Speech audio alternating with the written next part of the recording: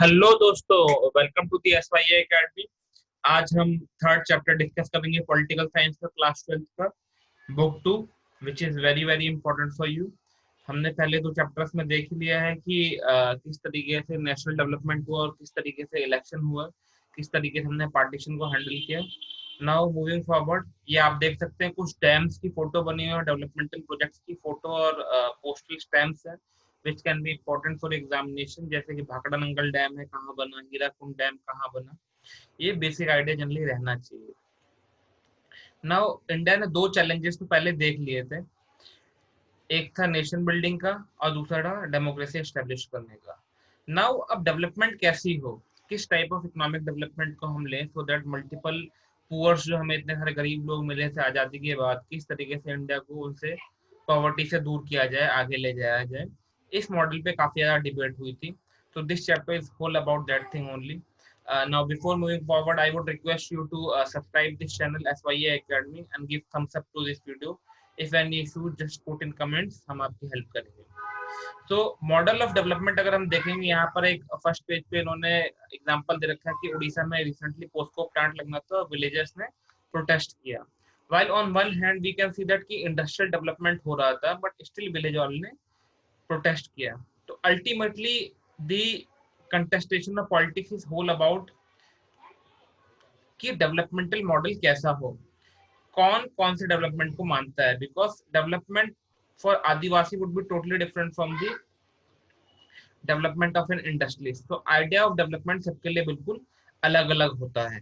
ये चीज आपको जानने की बहुत ज्यादा जरूरत है कि किसी के लिए डेवलपमेंट कुछ और किसी के लिए डेवलपमेंट कुछ ना। बिफोर मूविंग फॉरवर्ड, आज के डेट में काफी वर्ड्स चलते हैं जो कि न्यूज में रहते हैं और काफी इंपॉर्टेंट है। These words are left and right. What is right and what is left? So left word जो है, it means those political parties or those groups who support the poor, downtrodden, those sections of the society कि उनके लिए scheme बनाओ, उनके लिए काम करो। राइट विंग में वो बोलते हैं कि भाई मार्केट को अपने आप काम करने दो, फ्री कंपटीशन करने दो, इसी हिसाब से इकोनॉमी ग्रो करेगी, हमें इंटरवीन करने की जरूरत नहीं है। लेफ्ट एंड राइट आया कहाँ से? फ्रेंच रेवोल्यूशन हुआ था तो जो लोग लेफ्ट में बैठते थे नेशनल असेंबली में, उनकी ऐसी पॉलिसी थी, और जो राइट में बैठते थे उनकी ऐसी पॉलिसी थी। आज के डेट में हम देख सकते हैं कुछ राइट विंग पार्टी है इंडिया में, कोई लेफ्ट विंग पार्टी है जो कि इन सारे आइडियाज को सपोर्ट करती है। तो अगर आपसे पूछा जाए कि आइडियाज ऑफ डेवलपमेंट क्या है, तो initially idea of development was related to modernisation. जो वेस्ट ने कहा, जो वेस्ट ने किया, that is only development. But now that idea has changed, क्योंकि वेस्ट के आइडिया के अंदर क्या है भाई, कैपिटलिज्म और लिबरलिज्म था, पूंजीवाद व्यवस्था थी, जिसकी वजह से ट्रेडिशनल स्ट्रक्चर जो है वो टूट रहे थे। तो दूसरी जगह पे अलग अलग कंट्रीज ने भी अपने अलग अलग डेवलपमेंट के मॉडल अपनाए। ये आज की डेट में भी मैक्सिमम लोगों को अगर डेवलपमेंट की बात की जाए तो they associate it with the development of the west. किस तरीके से अमेरिका कर रहा है काम, किस तरीके से इंग्लैंड डेवलप हो रहा है, तो that is idea of development. But as a whole अगर हमसे एग्जाम में पूछा जाए, वी शुड राइट कि multiple people have multiple view point about development. There are two basic ideas or basic models of the development. One is the liberal capitalist model जो कि USA follow करता है, Europe follow करता है, and other is the socialist model. तो जब हम आजाद हुए तो कुछ लोगों ने कहा कि सोवियत मॉडल अपना लो, कि हाँ सोशलिस्ट मॉडल की गवर्नमेंट सब कुछ करेगी, सब कुछ देखेगी, ओनरशिप गवर्नमेंट के पास होगी। कुछ लोगों ने कहा कि नहीं भाई, लिबरल कैपिटलिस्ट मॉडल अपना लो, अमेरिका की तरह कॉपी करो, अमेरिका की तरह डेवलपमेंट करो। बट नेहरू ने क्या किया, या इंडियन गवर्नमेंट ने क्या किया, it to best of the both world, दोनों वर्ल्ड में से, कैपिटलिस्ट मॉडल में से कुछ लिया और सोशलिस्ट मॉडल में से कुछ लिया, एंड एक मिक्स्ड इकोनॉमी या मिक्स्ड मॉडल बनाया। बिकॉज अल्टीमेटली गवर्नमेंट की कुछ प्रायोरिटीज थी, कुछ इंपॉर्टेंस थी, जिसमें से पॉवर्टी एलिविएशन है, poverty removal was one of the very important thing. Social and economic redistribution भी बहुत ज्यादा जरूरी रिस्पॉन्सिबिलिटी थी गवर्नमेंट की, जो कि माना जा रहा था। लेकिन कुछ लोग बोल रहे थे कि भाई इंडस्ट्रियलाइजेशन फटाफट कर दो, कुछ लोग बोल रहे थे नहीं, पहले एग्रीकल्चर पे ध्यान दिया जाए कि एग्रीकल्चर में बहुत बैकवर्डनेस है, जहाँ पर काफी रूरल पॉवर्टी भी है। तो अल्टीमेटली इंडिया ने क्या किया, आइडिया ऑफ प्लानिंग को उठाया, जनरली एक तरीके से यूएसएसआर से इसे कॉपी किया गया। बिकॉज ये देखा गया कि अगर इकोनॉमी को सिर्फ प्राइवेट प्लेयर्स के हाथ में छोड़ दिया जाएगा तो ग्रेट डिप्रेशन जैसी चीजें जो हैं वो आ सकती हैं और पूरा देश पूरा बर्बाद हो सकता है। And still Indian people, Indian society needed hand holding. तो प्लानिंग की बात की गई तो प्लानिंग कमीशन भी बना है। तो प्लानिंग कमीशन की एक इंटरेस्टिंग चीज ये है, जो कि 2015 में नीति आयोग से रिप्लेस हो गया था, कि it was setup in 1950, but किसी पार्लियामेंट ने इसे सेटअप नहीं किया था, सिंपल रेजोल्यूशन गवर्नमेंट ने पास किया था। और प्लानिंग कमीशन का जो रोल था वो एडवाइजरी रोल था, कि एडवाइस देता था, बाइंडिंग रोल नहीं था इसका। इसका रोल बाइंडिंग तभी होता था जब कैबिनेट इसे अप्रूव करती थी और सरकार फॉलो करती थी। नीति आयोग आप देख रहे हैं 2015 में आया। नीति की full form is important, national institution for transforming India. So ये भी प्लानिंग कमीशन की लाइन पे बना है, बट उससे काफी डेवलपमेंट डिफरेंट है, बिकॉज अब 5 ईयर प्लान फॉलो नहीं होते, जिसके बारे में हम आगे डिस्कस करेंगे। NITI Aayog is much more advisory body. तो अगर हम देखें, नेहरू ने बोला भाई हम प्लान डेवलपमेंट या प्लानिंग इसलिए लेंगे क्योंकि reconstruction of Japan, Germany after world war, इन सब की जो ग्रोथ हुई है ये प्लानिंग की वजह से ही हुई है। और एक और इंटरेस्टिंग चीज जो हमें जाननी है, देखनी है, कि not only government supported development bye planning, but private industrialist भी है। एक सेक्शन ऑफ बिग इंडस्ट्रियलिस्ट 1944 में इकट्ठा हुए और उन्होंने जॉइंट प्रपोजल बनाया प्लानिंग इकोनॉमी को डेवलप करने का। That was called as Bombay plan. This is very much important for your MCQs and 1 markers, कि 1944 में एक बॉम्बे प्लान बना। उसमें उन्होंने क्या कहा, the plan wanted the state, मतलब government, to take a major initiative in industrial and economic investment. तो भाई रोल ऑफ प्लानिंग तो बहुत ज्यादा इंपॉर्टेंट हो ही गया। तो जब प्लानिंग कमीशन बन गया तो गवर्नमेंट ने क्या किया, ये गवर्नमेंट क्या करती थी, आइडिया क्या था कि गवर्नमेंट ऑफ इंडिया एक प्लान डॉक्यूमेंट बनाएगी 5 ईयर प्लान का, कि अगले 5 साल में हमारा क्या मेन प्लान या क्या एजेंडा होगा जिसपे हम फोकस करेंगे। और हर साल का जो बजट पेश होता है उसके अंदर 2 आइटम्स होंगे, एक प्लान बजट आइटम होगा, एक नॉन प्लान बजट आइटम होगा। तो जो प्लान बजट आइटम होगा उसके अंदर वो चीजें की जाएंगी जो कि प्लान से रिलेटेड है। जैसे कि इन 5 सालों पे मान लो हम इंडस्ट्रियलाइजेशन पे फोकस करेंगे, तो मेजर जो भी काम होगा बजट में बताया जाएगा कि ये काम जो है ये प्लान से रिलेटेड है। और बाकी इमरजेंसी का कुछ काम आ गया, कुछ रेगुलर काम आ गया, that would become non plan expenditure. तो एक बिगर पिक्चर मिल गई थी हमें इन प्लानिंग डॉक्यूमेंट से। यहाँ पे लेकिन एक प्रॉब्लम भी दिखाई गई है, कि यही सेंट्रलाइज प्लानिंग के साथ बहुत बार होता है कि रियलिटी कुछ और है, एंड डंडे डंडे जोड़ जोड़ के उन्होंने एक पोल वॉल्ट बना लिया है, जो कि सेंट्रलाइज प्लानिंग की दिक्कत थी। तो फर्स्ट 5 ईयर प्लान जो है 1951 में आया, काफी ज्यादा एक्साइटमेंट थी लोगों में। सेकंड प्लान 1956 में आया, थर्ड 61 में आया, फोर्थ 66 में आया। ईयर याद रहनी चाहिए आपको।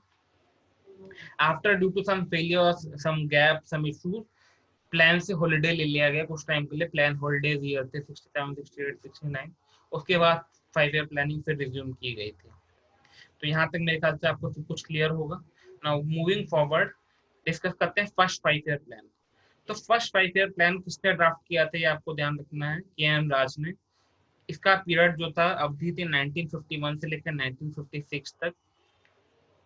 तो उन्होंने आर्ग्यू किया कि एम राज ने, कि India should half and slowly, मतलब आगे बढ़े लेकिन धीरे धीरे आगे बढ़े। इतना तेज ना बढ़े कि हमारी डेमोक्रेसी टूट जाए, लोग घबरा जाएं। अब पर्पस क्या था, primary purpose of agrarian sector को एड्रेस किया गया था। Investment in dams and irrigation की जाएगी। एग्रीकल्चर सेक्टर हार्डेस्ट हिट हुआ था, तो इसलिए भाखड़ा नंगल डैम या बड़े बड़े डैम बनाए गए। The plan identified the pattern of land distribution in the country as the principal obstacle in the way of agriculture growth, क्योंकि लैंड जो था वो ढंग से एलोकेटेड नहीं था, काफी मिसमैनेज था, इस वजह से एग्रीकल्चर ग्रोथ नहीं हो रही थी। तो लैंड रिफॉर्म्स वाज की for the first 5 year plan. One of the basic purpose ये भी था फर्स्ट 5 ईयर प्लान में, कि नेशनल इनकम कैसे बढ़ाई जाए। तो टारगेट ये था कि किस तरीके से हम रूरल इनकम बढ़ाएंगे तो ऑटोमेटिकली हमारी इनकम बढ़ जाएगी। तो this was the first 5 year plan. Moving toward the second 5 year plan. By first 5 year plan जिसने एग्रीकल्चर पे फोकस किया था, second plan focused on the heavy industries. इसे पीसी महालनोबिस जो है कि एक इकोनॉमिस्ट थे, स्टैटिस्टिशियन थे, उन्होंने बनाया था। उन्होंने कहा कि भाई अब तो स्ट्रक्चरल ट्रांसफॉर्मेशन की जरूरत है, अब धीरे धीरे ग्रो करने की जरूरत नहीं है, हमें फटाफट ग्रो करना पड़ेगा, चेंजेस हर जगह लाने पड़ेंगे इन ऑल डायरेक्शन। ऐसा नहीं है कि एक ही इंडस्ट्री पे फोकस करेंगे, बड़ी बड़ी इंडस्ट्री पे फोकस किया जाएगा। और उसी वक्त 1955 में कांग्रेस का सेशन हुआ अवाडी में। ये जगह इंपॉर्टेंट है, हमने हाईलाइट कर रखी है, Avadi, which was near the Madras city, जिसमें कांग्रेस ने सोशलिस्ट पैटर्न ऑफ सोसाइटी को अपना गोल माना है। तो गवर्नमेंट ने क्या किया कि डोमेस्टिक इंडस्ट्रीज को बचाने के लिए और आगे बढ़ावा देने के लिए टैरिफ्स लगाने शुरू कर दिए इंपोर्ट पे। टैरिफ्स का मतलब होता है कि हम बैरियर लगा देने किसी तरीके का, कि मान लो हमारी लोकल इंडस्ट्री 12 रुपए में सामान प्रोड्यूस कर रही है, बाहर की कंट्री है वो 7 रुपए में कर रही है, तो 7 रुपए का सामान तो इंडिया में आसानी से बिक जाएगा, तो हमारी इंडस्ट्री का तो घाटा हो जाएगा। तो गवर्नमेंट क्या करेगी, उसके ऊपर 6 रुपए का टैरिफ लगा देगी, तब वो सामान कितने का हो गया, 13 रुपए का, तो ऑटोमेटिकली उसकी डिमांड इंडिया में कम हो जाएगी। तो गवर्नमेंट ने डोमेस्टिक इंडस्ट्री को बढ़ाने के लिए टैरिफ लगाना भी शुरू कर दिया। लेकिन कुछ डेवलपमेंट हुई इसकी वजह से, रेलवेज में, इलेक्ट्रिसिटी में, स्टील में, काफी सारे सेक्टर्स डेवलप हुए, लेकिन कुछ प्रॉब्लम भी हुई। क्या प्रॉब्लम थी कि इंडिया टेक्नोलॉजिकली बैकवर्ड था, टेक्नोलॉजी थी इतनी हमारे पास, क्योंकि हम तब आजाद हुए थे, तो टेक्नोलॉजी खरीदने के लिए हमें अपने फॉरेन एक्सचेंज को यूज करना पड़ रहा था। उसके बाद क्या था कि इंडस्ट्री पे फोकस था, तो इंडस्ट्री पे ज्यादा इन्वेस्टमेंट आने लग गया। तो एग्रीकल्चर पे फोकस हो गया, तो हमें फूड शॉर्टेज की प्रॉब्लम दिखने लग गई कि भाई अब एग्रीकल्चर में ज्यादा ग्रोथ नहीं हो रही, ज्यादा टेक्नोलॉजी नहीं हो रही। कुछ लोगों ने इसे इसलिए भी क्रिटिसाइज किया कि इसके अंदर अर्बन बायस था। कुछ लोगों ने इसे इसलिए भी क्रिटिसाइज किया कि एग्रीकल्चर रिलेटेड इंडस्ट्री पे फोकस कर लेते भाई, हैवी इंडस्ट्रीज पे क्यों किया। बट अगेन ये सारे के सारे एक पॉजिटिव तरीके से फीडबैक दिया गया था, जो कि जेन्युइन में था, बट उस वक्त हमें इन सब चीजों की जरूरत थी। यहाँ पर आप ग्राफ देख सकते हैं किस तरीके से फोकस शिफ्ट हो गया फर्स्ट और सेकंड 5 ईयर प्लान्स में, कि कैसे एग्रीकल्चर से फोकस इंडस्ट्री पर चला गया। नाउ डेवलपमेंट सिर्फ सेंट्रलाइज्ड प्लानिंग से नहीं हो सकती। केरला ने दिखाया कि डिसेंट्रलाइज्ड प्लानिंग से भी डेवलपमेंट काफी अच्छी हो सकती है। केरला को अगर हम देखें तो वो भी इतनी अमीर जगह नहीं थी, लेकिन उन्होंने लोकल लेवल पे, ग्राउंड लेवल पे एजुकेशन, हेल्थ, लैंड रिफॉर्म्स, इन सब पे फोकस किया, और लोगों से डिस्कशंस कर करके न्यू डेमोक्रेटिक इनिशिएटिव फाउंड किया, जिसके लिए पंचायत ब्लॉक लेवल पे प्लानिंग हुई, और इसकी वजह से केरला में भी एक दूसरे तरीके की डेवलपमेंट हुई। तो डिसेंट्रलाइज्ड प्लानिंग बाद में जो फेमस हुई काफी सारी जगह, और it has its roots in the Kerala also. Now there was some controversy, जिसमें दो सबसे बड़ी कंट्रोवर्सी हैं रिलेटेड टू प्लानिंग और plan development. They are, so क्या दो मेन की कंट्रोवर्सीज थी related to the plan development, उनको डिस्कस करते हैं। First issue was agriculture versus industry, कि पहले एग्रीकल्चर पे फोकस किया जाए या इंडस्ट्री पे फोकस किया जाए, जो डिबेट हम देख चुके हैं। तो कुछ लीडर्स थे या कुछ इकोनॉमिस्ट थे, जिनमें से काफी फेमस थे जेसी कुमारप्पा, उन्होंने बोला कि रूरल इंडस्ट्रियलाइजेशन पे इंस्टेड फोकस किया जाए, बिकॉज गांव जो है वहीं पे पूरा इंडिया बसता है। इवन चौधरी चरण सिंह, जो कि कांग्रेस के काफी बड़े लीडर थे, उन्होंने भी कहा कि भाई इसी पे फोकस किया जाए, एग्रीकल्चर के ऊपर एक प्लानिंग की जाए, तभी रूरल पॉपुलेशन जो उसकी इनकम बढ़ सकती है, अदरवाइज अर्बन बायस है काफी ज्यादा। Now before moving forward, there is one very famous movie Pather Panchali, जो कि बंगाल के गांव में सेट है, which is directed by one of the very famous directors, Satyajit Ray. So if somebody is interested in movies, they can see this movie. तो other important point क्या था कि किसी ने कहा कि भाई एग्रीकल्चर में पहले लोगों की जेब में पैसा है, एग्रीकल्चर डेवलप हो, हम सफिशिएंट हो जाएंगे, फिर इंडस्ट्री पे फोकस करेंगे। कुछ ने कहा कि नहीं भाई, इंडस्ट्री पे अगर फोकस किया जाता है तो तभी हम पॉवर्टी को खत्म कर पाएंगे। Then there was some view points which were also very much correct. उन्होंने कहा कि नहीं भाई, इंडस्ट्री और एग्रीकल्चर दोनों पे फोकस दिया गया है, issue is with the implementation. There are many statement laws for the land reforms, distribution of resources among the poor, community development के लिए भी काफी काम हुआ है, इरिगेशन प्रोजेक्ट्स भी काफी ज्यादा डेवलप हुए हैं। प्रॉब्लम और failure is not with the programmes और पॉलिसी बट इम्प्लीमेंटेशन। और क्यों? बिकॉज लैंड ओनिंग क्लास या डोमिनेंट क्लास थी, उसके पास नॉट ओनली सोशल पावर थी बट पॉलिटिकल पावर भी थी। तो गवर्नमेंट खर्चा भी करती तो भी उन्हीं के पास ही जाता है सब कुछ, ना कि रूरल पुअर के पास। ना other debate was public versus private sector, की पब्लिक सेक्टर पे फोकस किया जाए, फ्री मार्केट पे फोकस किया जाए, या गवर्नमेंट सब कुछ कंट्रोल करें। एज हमने अर्लियर डिस्कस किया था कि इंडिया ने मिक्स्ड इकोनॉमी ली, इंडिया ने कंप्लीटली सोशलिस्टिक पैटर्न भी नहीं अपनाया, जिसके अंदर प्राइवेट प्रॉपर्टी को अबॉलिश कर दिया हो और कंप्लीट प्रोडक्शन स्टेट कंट्रोल कर रहा हो यूएसएसआर की तरह। बट इंडिया ने क्या किया कि काफी कुछ agriculture, trade, industry private hands को बोला है कि आप जो करना है कर लो। लेकिन heavy industries, industrial infrastructure, trade को काफी जगह रेगुलेट किया गया। नो अगेन इसके काफी सारे एडवांटेजेस थे, लेकिन काफी जगह इसके नेगेटिविटी है, इसका डिसएडवांटेज भी माना गया। लोगों ने कहा कि भाई इसकी वजह से क्या हुआ है, प्राइवेट सेक्टर को काफी जगह तो स्टिमुलस ही नहीं दिया गया, बस बोल दिया है करो। हमने प्राइवेट सेक्टर को बोल तो दिया करो, बट उनके पास कुछ इंसेंटिव ही नहीं है ग्रो करने के लिए। कुछ जगह कहा गया कि enlarge public sector produced powerful vested interest that created hurdles for the private capital. अब काफी बड़ा पब्लिक सेक्टर था, तो उसकी वजह से प्राइवेट सेक्टर को मार्केट से पैसा उठाने के लिए ही नहीं मिल रहा है। काफी जगह लाइसेंस, कोटा, परमिट राज, हर चीज के लिए गवर्नमेंट से अप्रूवल लो। इवन 1990s तक आपको अगर पता हो तो स्कूटर खरीदना हो उसके लिए भी आपको लाइन लगानी पड़ती थी। तो इससे इन्वेस्टमेंट और ग्रोथ जो है वो काफी ज्यादा हर्डल हुई, काफी ज्यादा वो हुआ। प्राइवेट सेक्टर बोलता है कि नहीं भाई, और तो और देखो कि स्टेट की जो पॉलिसी थी जिसकी वजह से इंपोर्ट रेस्ट्रिक्ट कर दिए गए, तो इसकी वजह से क्या हुआ कि अब प्राइवेट सेक्टर या इंडियन मार्केट वालों को तो पता ही कि भाई बाहर से तो कोई कंपटीशन है नहीं, तो वाई वी शुड इनोवेट। तो इनोवेशन जो है वो मार खा गया, बिकॉज इंडस्ट्रीज, यहाँ की लोकल इंडस्ट्रीज जो थी वो बची हुई थी। स्टेट कंट्रोल इंडस्ट्रीज थी, उनके अंदर काफी जगह इनएफिशिएंसी और करप्शन आ गया था। बट फिर प्राइवेट सेक्टर ने कुछ और कहा, बोला, और कुछ और लोगों ने क्या कहा कि स्टेट ने पब्लिक हेल्थ और एजुकेशन पे ज्यादा खर्चा नहीं किया, जो अभी तक डिबेट चलती रहती है कि सरकार ज्यादा खर्चा नहीं किया। फिर बोला कि एक और खास बात क्या है कि प्राइवेट सेक्टर ने तो खूब मौज काटी, स्टेट बेचारे ने तो वहां काम किया, स्टेट वहां गया जो कि नॉन प्रॉफिटेबल एरिया था, जहाँ प्राइवेट सेक्टर काम नहीं करना चाहता था। लेकिन इसकी वजह से क्या हुआ, कुछ लोगों ने कहा कि पुअर की हेल्प करने के बजाय एक नई क्लास और जनरेट होगी, दैट इज मिडिल क्लास, जिसकी हाई सैलरीज भी हैं, काफी ज्यादा एंजॉय भी करते, लेकिन उसकी कोई अकाउंटेबिलिटी नहीं है।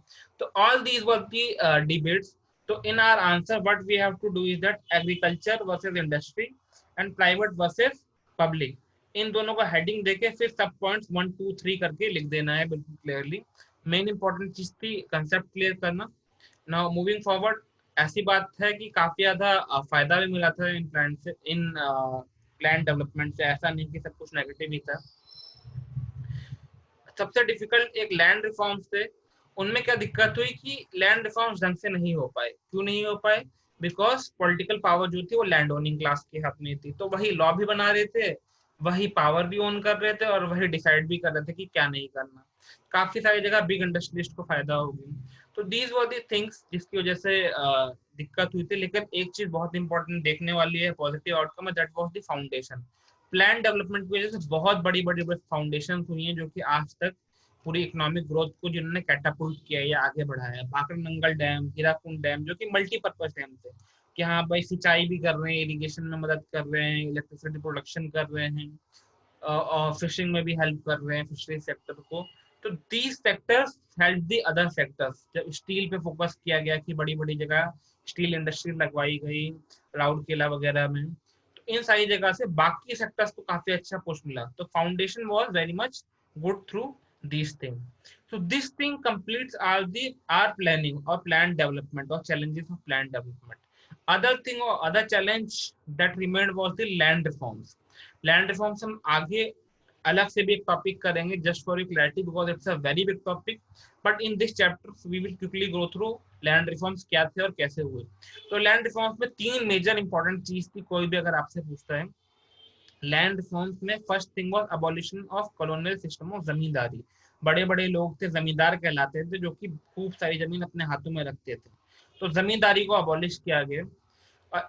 लेकिन ये दिक्कत इसके अंदर क्या थी जमींदारी को हटाने के लिए, कि काफी जगह अबॉलिशन ऑफ जमींदारी एक्ट तो पास हो गया, बट अगेन जो हम बार बार डिस्कस कर रहे हैं कि जो कानून बना रहा था वही जमींदार भी था। तो काफी सारी जगहों से लूप होल भी पता थे, तो लूप होल से बच के निकल जा रहा था। लैंड कंसोलिडेशन था, वो भी एक सक्सेसफुल चीज हुई थी। लैंड कंसोलिडेशन के अंदर ये था कि छोटे छोटे लैंड मिला के ग्रुपिंग कर करके बड़ा लैंड कर दिया जाएगा, फार्म साइज को इंक्रीज कर दिया जाएगा, जिससे एग्रीकल्चर वायबल हो सके। लेकिन कुछ और लैंड रिफॉर्म्स है, जैसे कि टेनेंसी एक्ट। टेनेंसी एक्ट में क्या होता है कि आप अपनी जमीन जो है किसी और को किराए पे दे देते हो, और वो वहां पे काम करते हैं। बहुत बार टेनेंट को अगर फसल अच्छी नहीं हुई तो पैसा नहीं मिलता है, उसको कोई सोशल सिक्योरिटी नहीं होती है। तो टेनेंसी एक्ट पास कर दिया गया था कि भाई तुम्हारा तुरंत एविक्शन नहीं हो सकता, certain law has to be followed.